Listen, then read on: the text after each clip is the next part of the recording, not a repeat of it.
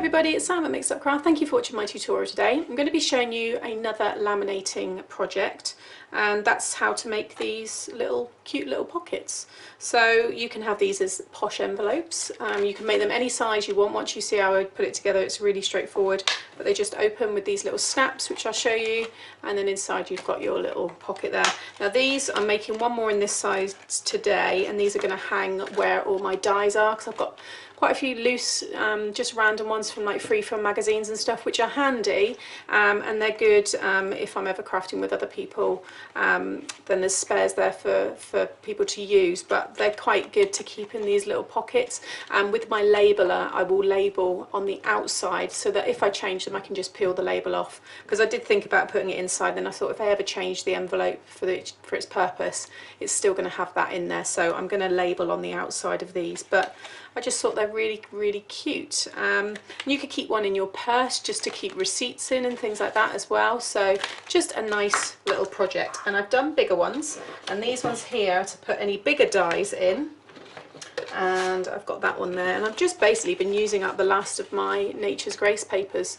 So you can see there, these are nice big deep pockets, which will fit the larger dies and things in, and they sit perfectly with all the rest of my die storage, because I've got one of those thin little baskets, so everything fits in there. So yeah, once you know how to do this, you can do any size you want. So there's lots and lots here.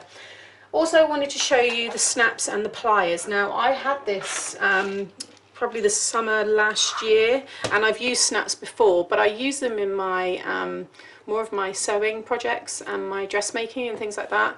That's another thing I love to do, which I don't share. It's just my thing, and I've done it a long time. Don't do it as often as I want now, but maybe I might share something one day. But it's another little passion of mine which I enjoy.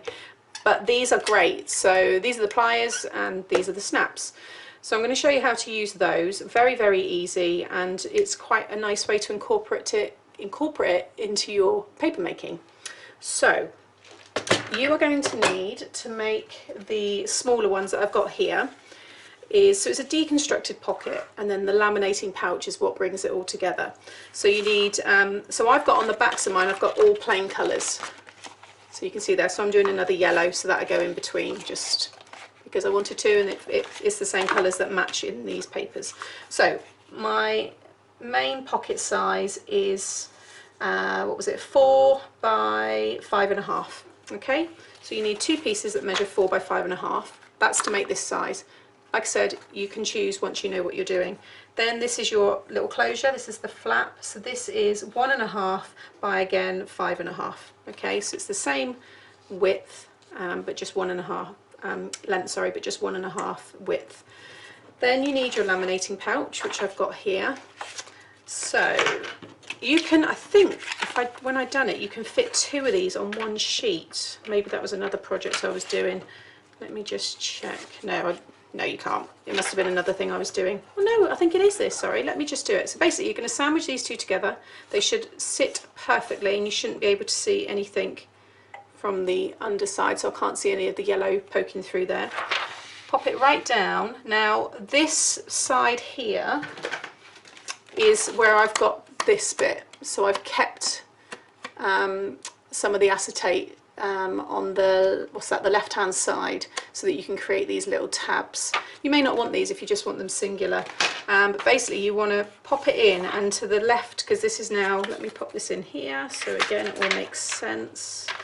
This then goes right side down, so you want your pattern facing down, because this is going to obviously fold over, and you want about I'd say about 1/4 inch gap in between, because that's where it's going to fold.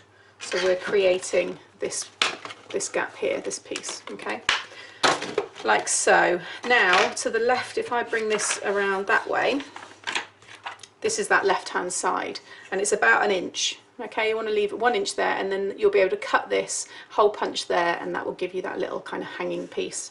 If you don't want that, then butt this right up to there.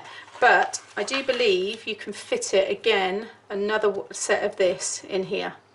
Okay. Right, so that's that all done.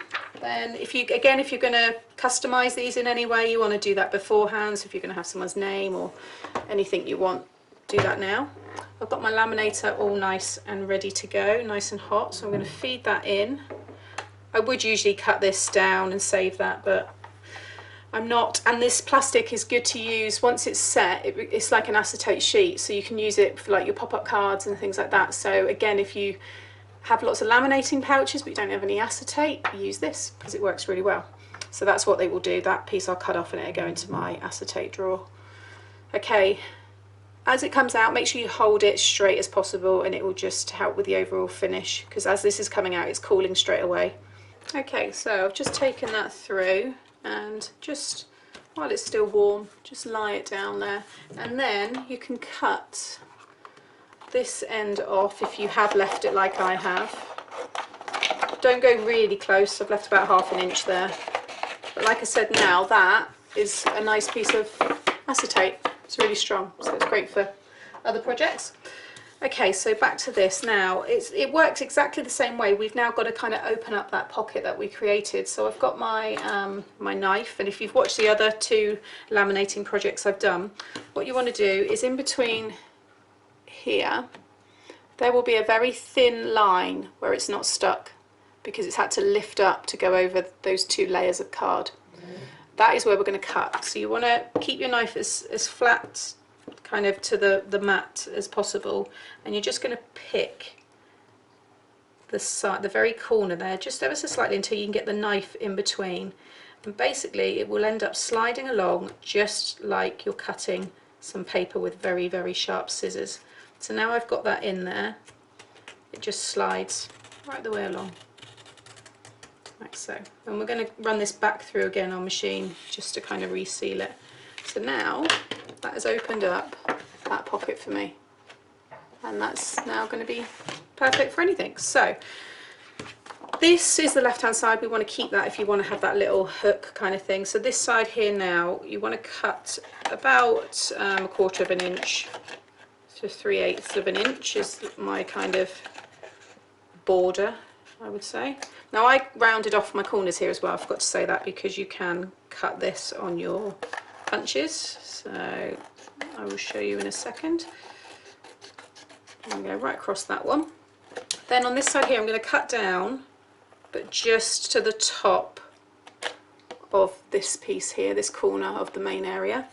Then you want to cut in from the outside, and then leave ½ inch and cut in again, giving yourself that again, that border, that 1/4 inch, and carry on cutting down again. So now that's given us this little tab, which I can now grab my hole punch, and I can't remember how far in I went. I'll probably just have to change it again, but you can just see the hole there. I've punched through it. Okay, so then we need to round off the edges. Might need to cut it a few times, but it does go through. And mine is probably blunt because I've had it quite a while. I'm just going to trim that bit there. There we go. Okay, so we've got this. Now we need to add our snaps. Now the only, I'd say, negative with using the snaps in your paper crafting is you are restricted to the depth of how far you can go in with it, which is why it's great for fabric, because you can stuff fabric in here so you can go quite far in. But you've only got that width there, which is about 1 inch. So it works great for these pockets and the ones I've shown you. But basically that is going to go in, and that is where you can then punch your snap into place. And then again we're going to go inside here and punch there, but you see what I mean, you can't go any deeper than what that gives you there. So bear that in mind, don't go, you know, piercing a hole all the way down here, because it wouldn't work. So with that in mind, these ones here I think I done yeah, 3/4 inch, yeah, 3/4 inch. So I am turning it over, and I'm just going to grab a pencil, just something just to leave a little impression. So 3/4 from, let me just check, yeah, so it's 3/4 from the actual paper. Don't do it from your border of the plastic there. You want to come in and then find your center, which is, 5 3/4, so 2.5, and then where am I? 1, 2, 3, so I'm there. So there is my center point.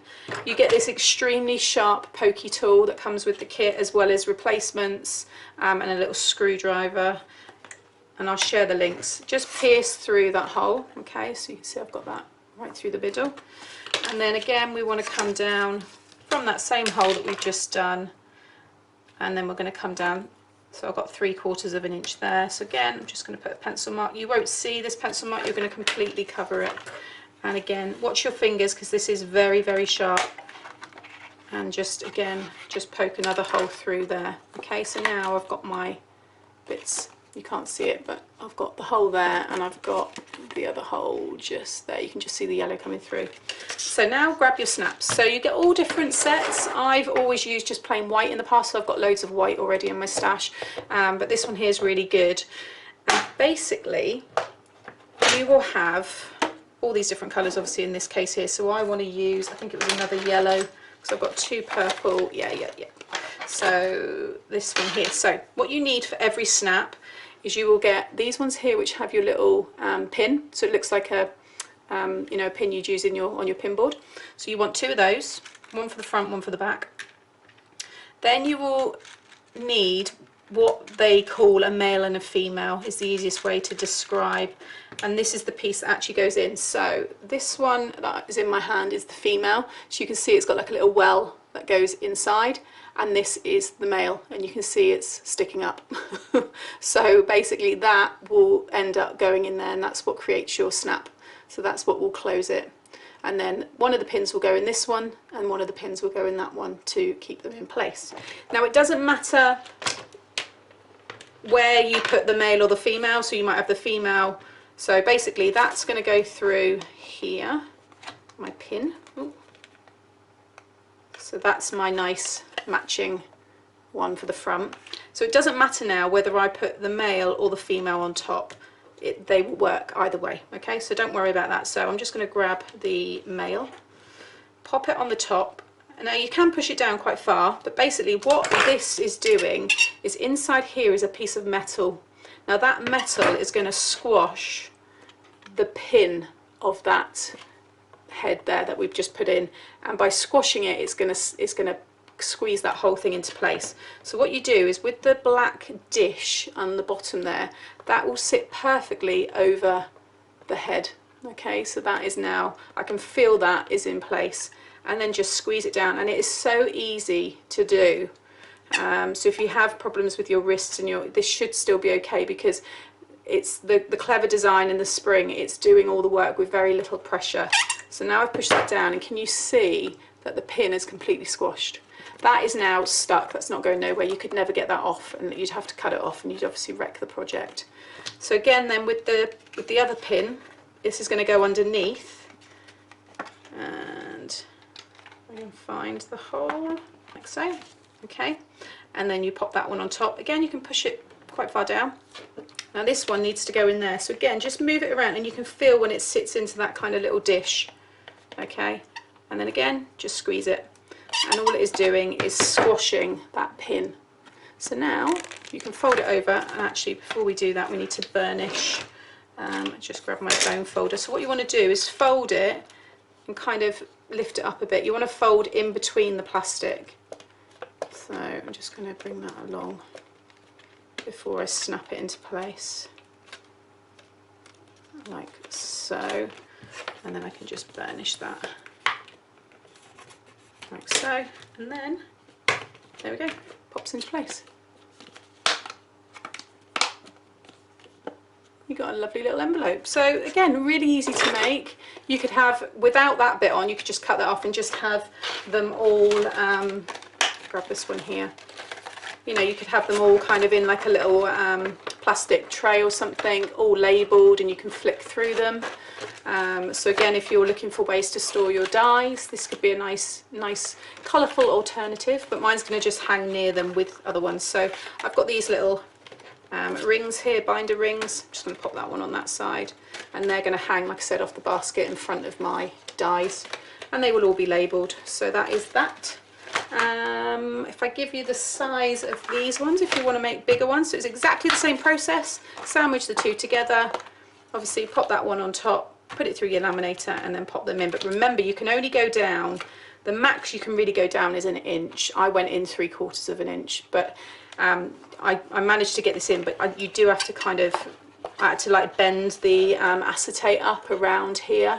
So I would say if you get this, play around with just some scrap first, because you get so many in there, and this is inexpensive. This whole thing cost less than £20. I think it was about 13 to 15, maybe 16. It wasn't, for what you get, and for, I mean, like I said, these are just going to last you. They're a handy thing to have. So quickly, this measurement here is, the width is 5 3/4, and then length you've got, well, it's saying 8 1/8 there, but 8 would be fine. And then this little flap here is 2 by the same width, which is 5 3/4. Okay, so there you have it. Just another useful little project for your craft room. There are so many uses. Like I said, they will fit nicely in one of my baskets, just stacked behind each other. They're going to be hanging, but again, would fit inside a little basket as well. But I've used up all my Nature's Grace papers now, and I'm really pleased with these. So there you go, another fun laminating tutorial from me today. Hope you've enjoyed it. Please give me a thumbs up if you did, and subscribe to my channel to